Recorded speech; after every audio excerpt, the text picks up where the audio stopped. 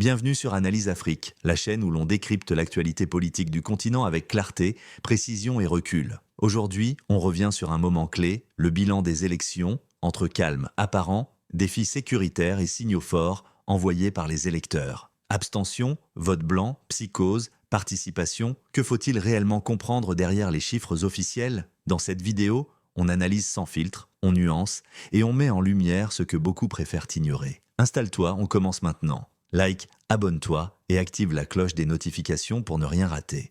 Docteur Eoussou, concernant la relative paix, je voudrais dire par là ce que nous qualifions de calme, de tranquillité lors de ces élections. Je veux qu'on nuance un peu les choses.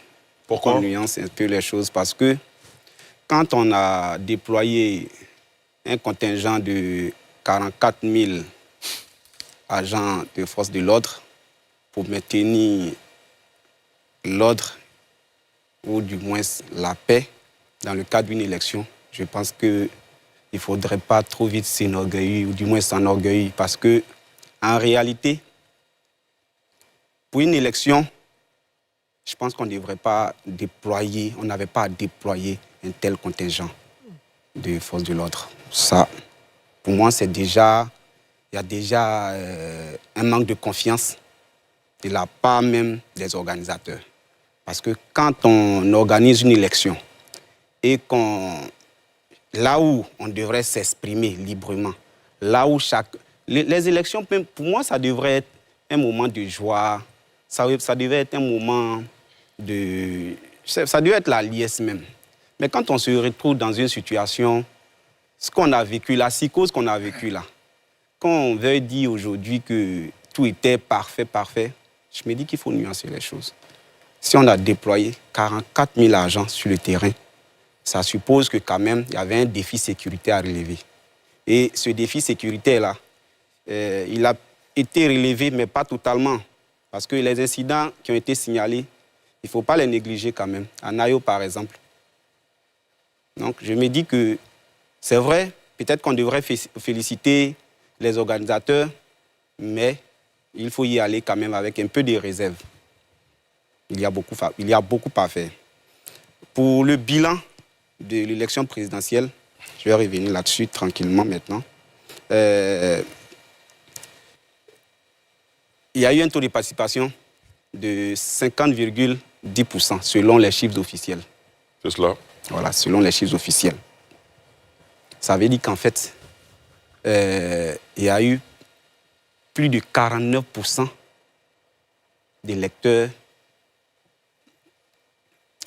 disons, qui a été mis en marge, ou du moins qui s'est mise en marge. Voilà. Cette frange d'électeurs-là s'est mise en marge des élections. Mais il ne faut pas y voir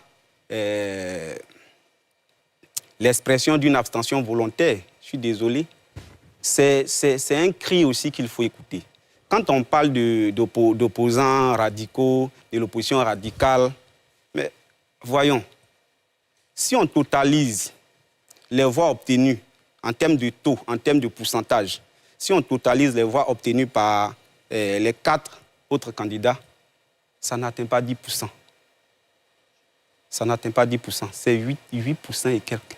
Mais il ne faut pas mettre en sourdine, ces voix qui n'ont pas pu s'exprimer. Peut-être c'est pas peur, peut-être c'est pas par maturité, ou peut-être par un manque de volonté de s'exprimer, mais c'est peut-être par la peur. C'est peut-être par peur, du moins, que cette partie des électeurs non négligeables n'a pas pu s'exprimer. Donc je me dis, cet optimisme béat qui consiste à dire que tout était parfait, on est sorti du cycle infernal des violences, il y avait quand même des velléités. Peut-être on a pu contenir, mais là encore, je me dis qu'il faut vraiment faire attention.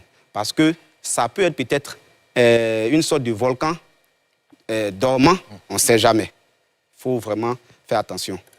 Concernant le scrutin, il y a 1,56% de vote blanc.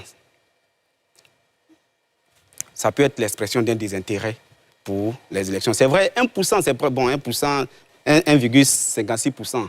On pourrait dire que c'est négligeable, mais quand des gens vont...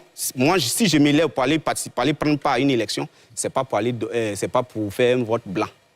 Donc, quand il y a 1,56% de vote blanc, ce n'est pas à négliger. Il faut s'interroger. Pourquoi des gens se sont levés un matin dans un contexte où la psychose règne? Pourquoi des gens vont se lever pour aller prendre part à un vote et voter blanc? Il faut pas négliger ça. Il faut diagnostiquer ces choses-là pour mieux comprendre. Au niveau des votes nuls, on relève 4,01% de votes nuls. Là encore, il y a un problème. Ça veut dire qu'il y a un manque d'éducation, de bulletins nuls en fait, voilà, de bulletins nuls. Ça veut dire qu'il y a un manque, n'est-ce pas, d'éducation à l'expression, n'est-ce pas, du choix politique. Parce que 4% des électeurs, on va dire ça comme ça, ont mal voté. Ça, c'est vraiment un problème en fait.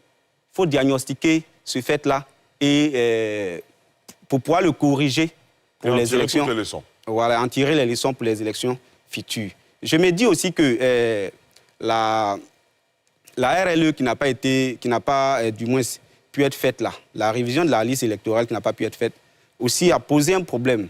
Ça a écarté quand même un nombre pas moins important d'électeurs qui n'a pas pu prendre part au vote. Et ce nombre-là, il ne faut pas négliger ce fait-là aussi. Je me dis qu'aujourd'hui, on dit tout s'est bien passé, la majorité des Ivoiriens, voilà, a pu prendre part au vote, mais il faut vraiment nuancer ces propos-là. C'est pour ça que je dis qu'il faut nuancer tout ce qu'on dit en ce moment précis.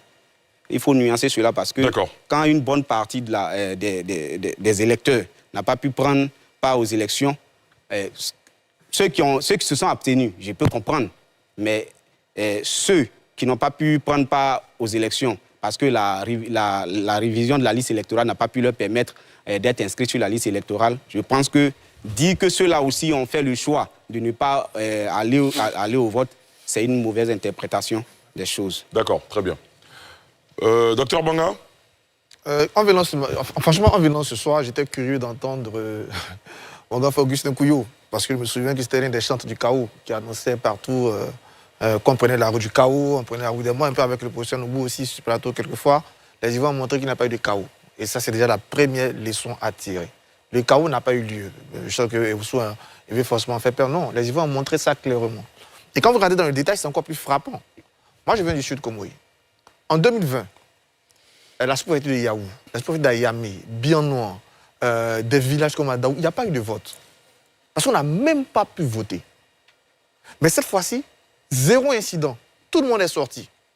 Pourquoi? Parce qu'il y a un travail important qui a été fait. D'abord par les leaders politiques, le président Akawele, le DG-NC, qui sont partis, mais des leaders sociétaux. Je pense par exemple à mon vieux père Tyson, qui est le président des syndicats des transporteurs, qui est parti dans les gares, à M. Sekouba Bia, qui est parti à Sokoro expliquer aux gens.